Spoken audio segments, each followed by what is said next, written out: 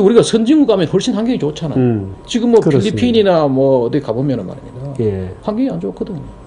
그게 이제 소위 말하는 부국 환경주의죠. 실질적으로 이게 부국 환경주의는 2000년대 이후에 그 미국의 잭 홀랜드 교수, 그 받은 그 책이 부국 환경주의의 시작이라고 아, 그렇군요. 잭 홀랜드, 제가 그 책을 읽어봤습니다. 예, 그분의 책을 제가 번역을 했지요. 아, 그렇군요. 예. 아, 제가 그 아마 번역된 책을 읽었습니다. 예. 제가 그 책을 번역을 하고 이제 여러 가지 거기에 대한 걸 많이 했죠. 예, 그러시군요. 예.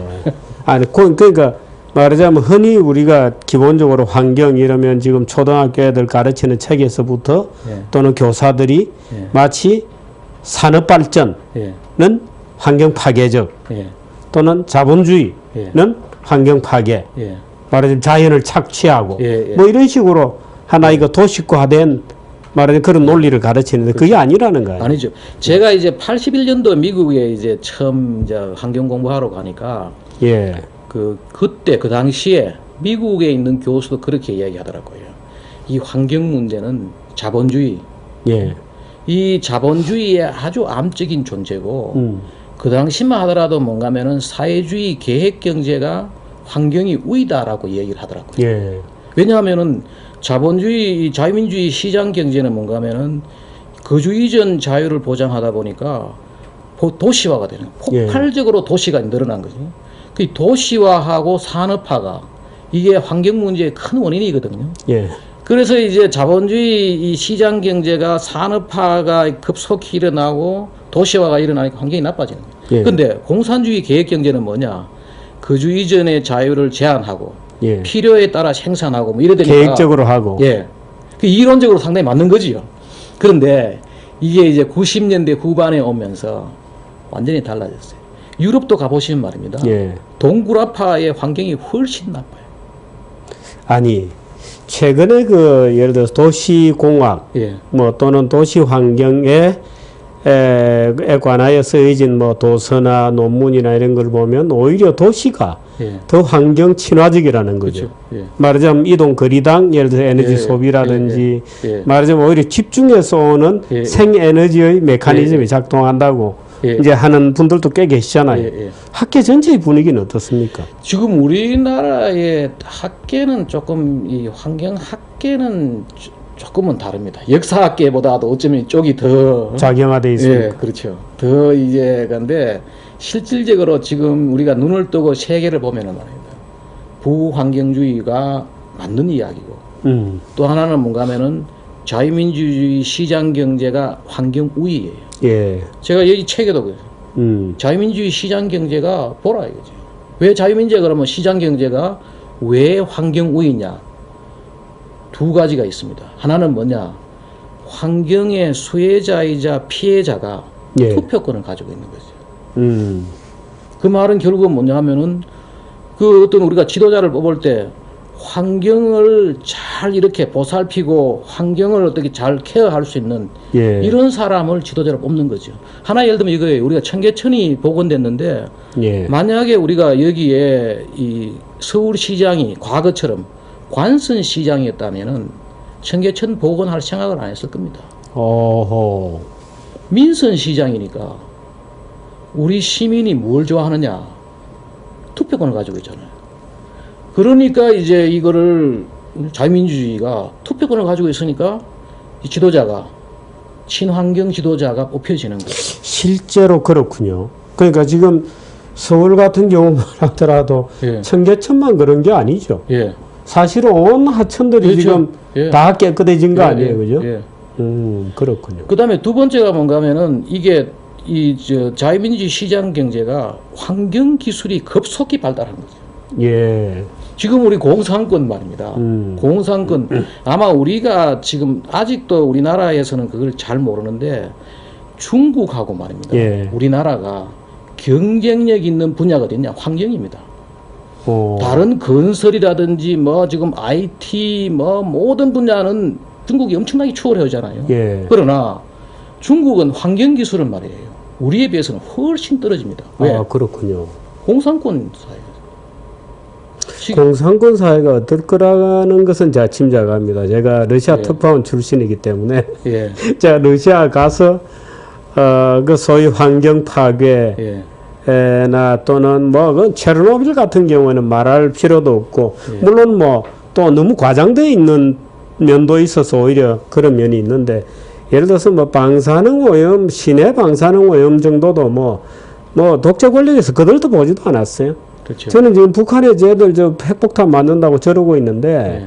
아마 그 연구원들에서부터 작업 인부에게까지 엄청난 피폭 상태일 거라고 좀 봅니다. 그렇죠. 저 제대로 돈 들이고 했겠습니까?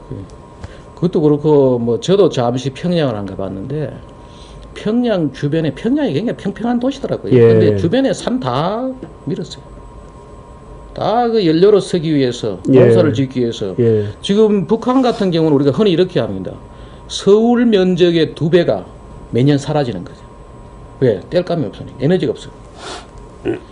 그런 이제 뭐 기술도 떨어지지요. 그러니까 서울 면적의 2배 정도가 포레스트가 산림이 예. 파괴되는 거군요. 예. 그리고 지금 현재 전 세계적으로 이 책에도 그게 나오는데 전 세계적으로 산림 파괴 10대 산림 파괴 국가가 다 뭐냐? 못 사는 나라다. 아마존강 지역에 산림이 사라지고 뭐 열대 우림들이 사라지는 이유가 뭐냐? 가난 때문이죠. 근데 가난 불 지르는 거죠. 화전 때문에. 화전 그런 때문이죠. 거죠. 화전 뭐 파업류 생산 뭐 이런 건 가난이 결국은 이제 이 환경에 이 환경 위기의 진실에 그 부재가 뭔가 하면은 가난이 환경의 최대 적이다. 예. 그 지금 한번 보시면 대표적인 게 바로 저거죠. 우리 울산 같은 데 보시죠. 예. 한때 울산의 태화강이 뭐 죽음의 강이었는데 예. 지금은 그 수영대회를 하고 있죠. 수영대회를. 굉장히 좋아졌죠. 거기가 돈이 있으니까 거의 뭐 기술이 있고 돈이 있고 또 시장이란 분들이 우리 주민들이 이걸 좋아하는구나. 그 지금 현재 옛날에는 말이에요. 공해 도시가 뭐냐? 공장이 많은 도시가 공해 도시였어요. 예. 지금은 뭐냐?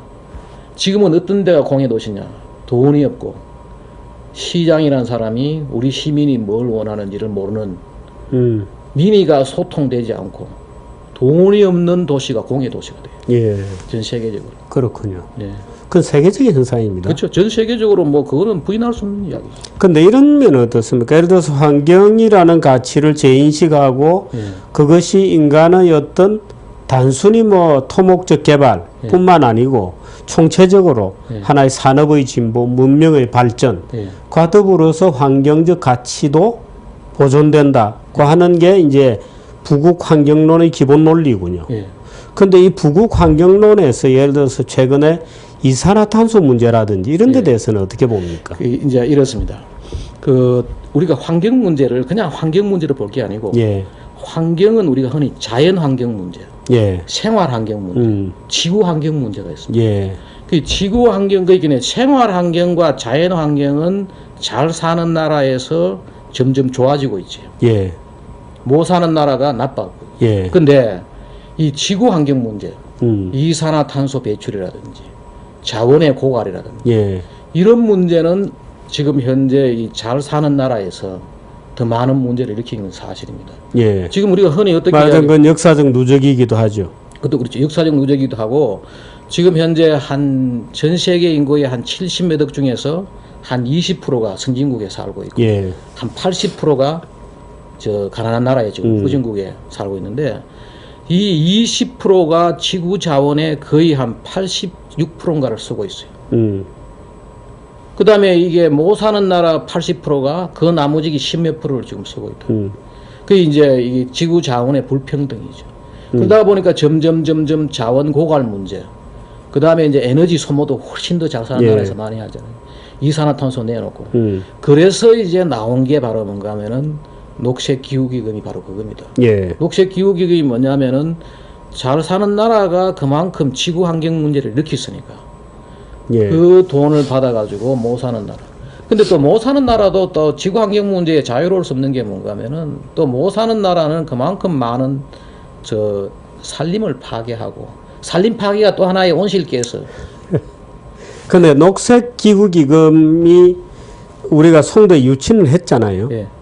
근데 지금 나라마다 돈을 안 내고 있어요. 그러니까 참 환경 문제를 둘러싼 갈등 구조가 예. 지역적 갈등도 있고 또 국가적 갈등도 있고 또는 국가 간 갈등도 있고 예. 복잡한 양상입니다. 이번에 그 파리에서 그 여러 가지 이제 합의를 예, 했지 않습니까? 예. 그거는 좀 어떻게 지켜질 것 같습니까? 전망을 어떻게 보십니까? 아, 저 생각은 뭐 이 강제성도 없고 예. 목표도 너무 이제 높게 잡은 거죠. 우리 같은 경우에는 2030년 37%가 잡았죠. BAU 예. 대비로 37%를 줄이기로 했으니까 예. 세계에서 뭐 가장 많이 목표를 냈다고. 그 지켜지기는 뭐 합의는 했지만은 지켜진다는 거는 상당한 그냐. 그리고 또 지금 현재 많은 분들이 이렇게 생각을 하고 있습니다. 뭐냐면은 획기적인 에너지 기술 없이 이게 쉽게 해결되겠느냐. 결국은 말입니다. 지금 현재 지구 환경 문제 중에서 아주 잘 해결된 게 있어요. 그게 뭐냐면은 오존층 파괴 문제예요.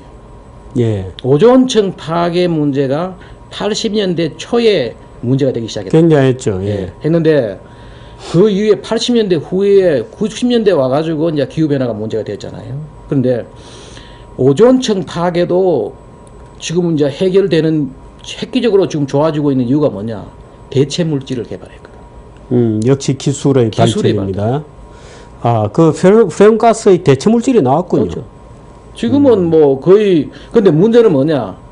그 전에 썼던 그 프레온 가스들이 예. 지구에 남아 있는 거죠.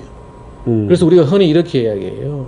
2070년까지는 자외선이 지금 현재 우리가 원래 있던 보다는 많이 오는 거죠. 그래서 우리가 그 프레온은 점차 페이드아웃 되는 겁니까? 예, 아니면은 오존이 회복되고. 아, 미국에는 사라지는군요. 예. 근데 일각에서는 예. 오존에 대한 공포감 자체가 과장된 것이다. 아, 그거는 잘못된 거예요. 한때 그런 얘기가 있었는데 예. 그게 왜 어떤 논리로 그걸 과장을 했는가 하면은 프레온 가스로 인해 가지고 오존층 파괴가 남극에서 일어나고 있거든요. 예. 근데 북극에서 다 쓰고 있잖아, 이거지. 예. 사람들은 대부분 다 이제 북반구에 살잖아요. 음. 그런데 왜 남반구의 오존층이 파괴되느냐? 이것 때문에 이제 그런 논리가 나왔는데 예. 그거는 이제 기상의 차이입니다. 남극의 이 온도가 북극의 온도보다도 훨씬 낮아요. 그게 아마 하나의 생태계니까 그죠? 예. 서큘레이션 하겠죠. 그것도 있고 이제 북반구가 이제 육지가 많아가지고 또 예. 그 차이예요. 그런데 그게 입증이 됐어요. 그거는 오바됐다는 거는 일부 다른 그죠. 예를 들어 지금 CO2 자체에 대해서도 예. 굉장히 많은 반론들이 있잖아요. 예. 예를 들어서 뭐 엘고가 뭐 예. 무슨 뭐 불편한 진실 뭐 이런 예. 영화 상영한 데 대해서 무슨 비어른 람보르 같은 이런 친구들이 예. 야 쿨릿 뭐 참을 먹고 정신 차려 예. 하고 책도 쓰고 이랬단 말이에요. 이 책도 나옵니다. 이 책이 나오는데 예. 이 책에도 그 얘기가 나오는군요. 나옵니다. 근데 엘고가 과장한 거는 사실입니다. 예. 과장한 거는 사실이고 일부 과장됐죠. 과장되고 이제 그걸 했는데 그렇지만은 지금 많은 분들은 이 CO2의 어떤 그런 관여되는 거 있잖아요. 예. 그거는 인정을 하고 있고 역시 지금 뭐 다 얘기가 이렇게 이야기하고 있죠. 그 화석 연료는 이 지속 가능한 에너지는 아니다는 거죠. 지속 가능한 에너지는 아니다. 화석 연료는. 원자력에 대해서는 어떻게 보십니까? 원자력은 우리가 흔히 이렇게 이야기합니다. 우리가 지금 현재 인류는 에너지 딜레마에 빠져 있다. 예. 왜 딜레마에 빠져 있는가 하면은 원자력은 안전하지 못한 그리고 또 폐기물이 있잖아요. 예. 폐기물 문제. 그리고 화석 연료는 지금 지구 온난화 문제뿐만 아닙니다. 예. 지금 이게 우리가 화석 연료를 지구 온난화 문제 말고 뭐 기름 유출로 인해 가지고 해양 오염 문제가 예. 있죠. 대기 오염 문제가 있죠. 여러 가지 문제들이 있다. 환경 오염 전반이 뭔가 하면은 화석 연료가 문제가 되고. 예. 그런데 그러면 저건 어떠냐? 신재생 에너지는 어떠냐? 예. 그거는 너무 경제성이 없는 거죠. 경제성이 없는 거죠. 그래서 지금 이 세 종류를 우리가 나눈다면은 인류는 지금 현재 딜레마에 빠졌네. 이걸 하려니까 이게 문제고, 저걸 하려니까 저게 문제고 이렇거든요. 그런데 지금 그나마 예. 여기도 책에도 그게 나왔지만은 더 새롭고 더 안전한 에너지가 나오기 전에 우리가 선택할 수밖에 없는 지금 현재로서는 그 길이 바로 보다 안전한 이 저 원자력이 아니냐. 근데 예를 들어서 원자력이 그나마 사실 뭐 폐기물 중에 일부 뭐 저준위 폐기물 같은 경우에는 예. 뭐 분명히 이제 그 위험성이나 이런 공포감이 과장된 것 같고 예. 예를 들어서 우리가 병원에 가서 뭐 CT 촬영하는 정도만 해도 예. 사실 위험도로 따지면 훨씬 뭐 수치가 그렇죠. 높다는 거잖아요. 예. 예. 근데 어떻든 태양광 같은 경우에도 예. 제가 그 캐나다 이런데 그 태양광 이런 걸 많이 설치한 지역에 가보니까 예. 가보면서 느낀 게, 저 질문도 뭐 그런 질문 많이 했습니다만은, 이 넓은 땅을 어떻게 태양광으로 다 메꿀 수 있냐. 예. 이거는 땅값이 싼 이 나라에서는 될지 몰라도, 땅값이 싼 한국에서 이게 도저히 안 되겠다. 그렇죠. 그리고 우리가 흔히 태양광 풍력이 이게 뭐 예. 환경 비용이 말입니다. 그 저 원자력보다도 훨씬 많이 나올 수 있어요. 왜 그런가 하면은 우리가 원자력 발전소 하나 정도의 태양광을 하려 그러면은 산 몇 개 깎아야 돼요. 아, 그렇게나 차이가 그렇죠. 나는군요. 거기다가 태양광에 들어가는 물질이 태양광 그 전지판의 수명이 한 15년, 한 20년 정도 됩니다. 아, 그렇게밖에 안 예. 됩니까? 그리고 지금은 좀 좀 기술이 달라졌는데 그 안에 뭐가 들었냐?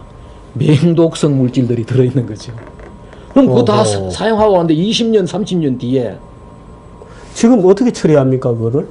지금은 처리하는 건 잘 모르겠는데 그걸 모아가지고 이제 뭐 저거 하겠죠. 분해하고 하겠죠. 하는지만은 그거 역시 어떤 그 폐기물이죠. 그렇군요. 예. 거기다가 풍력 발전도 마찬가지입니다. 풍력 발전도 원자력 발전 하나 정도의 에너지를 만들기 위해서는 예. 그것도 바람이 잘 부는 곳에 그 우리나라 또 바람이 잘 부는 곳은 다 이 산 위거든요. 아주 그 산림이 울창한 데를 잘라내야 됩니다. 산림도 잘라내고 말하자면 온 태백산에다가 다 덮어야 되는군요. 예, 그것도 그렇고 미국 같은 경우는 그 문제 말고 지금 또 걸리는 게 뭔가 하면은 새들이 많이 죽어요. 부딪혀가. 허허. 그래서 지금 뭐 풍력도 환경 문제로부터 자유로울 수 없고 태양광도 그렇고 예. 뭐 그나마 이제 결국은 안전한 원자력이 우리가 우리나라 같은 경우 그렇죠. 우리나라는 뭐 지금 현재 한 40% 우리나라가 지금 예. 세계 한 5위쯤 되죠. 원자력 발전. 그런데 지금으로서는 선택이 그밖에 할 수 없지 않느냐. 지금 근데 그게 이제 이거지요. 지금 중간 언젠가는 인류가 네. 새로운 기술을 만들어낼 것이다. 새로운 기술을 만들어내 가지고 그때까지 우리가 선택할 수밖에 없는 그 에너지가 아니냐. 완전히. 근데 저렇게들 반대를 하고 있으니 뭐. 그런데 왜 근데 그거는 내가 볼 때는 전체를 그렇다고 우리가 어디 갈 겁니까? 화석 연료로 갈 겁니까? 태양광으로 갈 겁니까? 참 사실 국가 간의 에너지 정책이 딜레마예요. 최근에 예. 중국 그렇죠. 예. 또 사실 독일 같은 경우에도 독일은 뭐 프랑스에서 예. 전기를 많이 사서 쓰기도 하지만 예. 프랑스 같은 경우에도 보면 저 석탄 사용을 약간씩 넣는다는 거거든요. 예. 독일에서. 예. 그런 것도 보면 무슨 또 말하자면 참 내밀한 경제 법칙이 작동하는 것 같기도 같고 예. 그 참 환경 문제는 복잡한 것 같아요. 그래서 저것도 있는 것 같아. 가까운 나라에 우리하고 이제 일본이 별로 사이가 안 좋듯이 말입니다. 프랑스하고 독일도 이게 별로 그렇죠. 예. 그러긴 해. 프랑스는 굉장히 친해 국가예요. 근데 독일은 완전 반해 국가예요. 예. 그런데 재밌는 거는 뭔가 하면은 독일의 에너지를 프랑스가 바로 국경에다가 원자력 발전소를 만들어가 수출한다는 거야. 그러니까 반핵 국가인데 프랑스에서 핵발전소에서 생산된 전기를 예. 수입해서 쓰고 있으니까 그렇죠. 그것도 사실은 참 모순적이고 넌센스고. 예. 4대강은 어떻게 보셨습니까? 저는 뭐 우리가 잘 봐야 되는 게 말입니다. 옛날에는 우리가 왜 전쟁을 왜 했습니까? 땅과 노예를 얻기 위해서. 예. 왜 그러면 땅과 노예를 얻느냐? 국민의 의식주를 해결하기 위해서 하는 겁니다. 땅과 노예는 옛날에는 그게 중요했어요. 지금은 뭐냐? 물과 에너지입니다. 물과 땅과 노예를 대체하는 게 바로 물과 에너지예요. 물과 에너지가 있으면 말입니다. 어떻게 해결되느냐? 보십시오. 우리 지금 빌딩에 살죠. 의식주가 다 해결됩니다. 예. 지금 현재 우리 의도 말입니다. 의는 어떻게 해결되는가 하면은 1930년대에 미국에서 나일론이 나왔잖아요. 예. 그전에는 다 천연 섬유를 썼는데 이 나일론이 원래가 뭔가 하면 뉴욕, 런던의 작자입니다, 이게. 그 당시에 아, 그랬습니까? 그렇죠. 뉴욕의 NI하고 런던의 LON이 그렇군요. 스펠은 그렇습니다. 그 당시에 뭔가 하면 그전에만 해도 전부 천연 섬유였어요. 땅이 있어야지 농사를 지어야지 목화가 나오고 삼배가 나오고 비단이 나오는 거죠. 그런데 완전히 새로운 기술이 나와가지고 이제 의가 다 해결되는 거 아닙니까? 공장이 생기고. 지금 보십시오. 그래서 우리가 지금 뭔가 하면 이번에 새로운 뭐가 나오는가 하면은 지금 현재 전 세계적으로 빌딩 농업이 되거든요. 예, 수직 농업이라고 하는. 예. 이 빌딩 수직으로. 농업. 예. 그래서 지금 현재 뭔가 하면 우리가 땅ner로 나라가 필요가 없어요, 이제. 예. 물하고 에너지가 있는 나라. 물과 에너지만 있으면은 대한민국이 좁은 국토에서 아주 굉장히 잘 살고 부강한 나라가 될 수 있습니다. 근데 우리는 뭐 했냐? 지금 보십시오. 이게 지금까지 흘러 땅에 하늘에서 내리는 물 다 흘려보내잖아요. 예.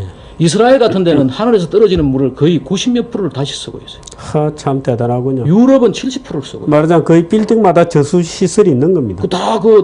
그 섰던 물 다시 쓰고. 예, 재생하고. 그래서 우리가 보십시오. 우리가 얘기는 물과 에너지는 또 하나의 차이가 뭔가 하면은 에너지는 대체제가 있지만은 물은 대체제가 없고 대신에 뭐가 있느냐? 재활용이 가능해요. 그렇군요. 섰던 물 다시 쓸 수 있는. 예. 그 지금 우리가 4대강 저 보가 결국은 이 재활용률을 굉장히 높이는 거예요. 예. 뭐 하여튼 여러 가지. 그렇군요. 예. 지금 부국환경론이라는 책을 따로 또 이게 뭐냐면은 가져오셨습니다. 이 책의 이 개정판입니다. 이 개정판을 이걸 이 책은 최근에 나온 거군요. 예, 제가 지난 볼까요? 8월에 나왔습니다. 아, 그렇습니까? 새로 출판사에서 찍으면서 영어 제목을 그 위에 다시 이제 Fluent Environmentalism이고 예. 그걸 이제 그대로 영어 제목을 위에 그대로 이제 했던 겁니다. 예. 예. 뭐 큰 건 없고 우리나라의 이 예, 환경 이런 제목으로 되어 있습니다. 예. 부국환경론. 예. 그리고 지난번 제목이 그대로 들었습니다. 그렇군요. 예. 부국환경이 우리의 미래다는 예. 부제로 갖고 예. 내용도 좀 개정이 됐습니다. 내용이 좀 개정됐죠. 개정되고 이 책은 사실 그때 나와가지고 그 당시에 이제 부국환경 포럼이라고 있었는데 예. 그 포럼에 회원들이 주로 많이 보고했죠. 예. 근데 이거는 이제 그 당시에 그래서 이거는 별로 그 서재면은 그렇게 많이는 나가진 않았고 이제 이게 다 끝나가지고 이걸 새로 이제 개정판 그걸 했죠. 이건 서점에서 구할 수 있죠. 예, 있습니다. 예. 네, 여러분 다시 한번 부국환경론. 제가 얼른 봤습니다만은 제목이 아주 그동안에 있었던 여러 가지 논쟁들도 예. 소개가 되어 있고요. 아마 이 환경주의 좌파든 우파든 간에 예. 한 번쯤은 라운드업을 하는 의미로도 읽어보시면 좋을 것 같습니다. 네, 읽어보시면 좋을 것 같습니다. 자, 이 시간이 오늘 사실 지금 많이 오버가 되었습니다만 예. 마지막으로 우리 시청자들에게 환경에 대해서 예. 탄 말씀 해주시죠.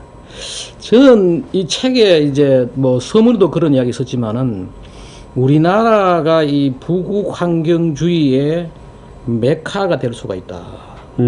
왜 메카가 될 수 있느냐?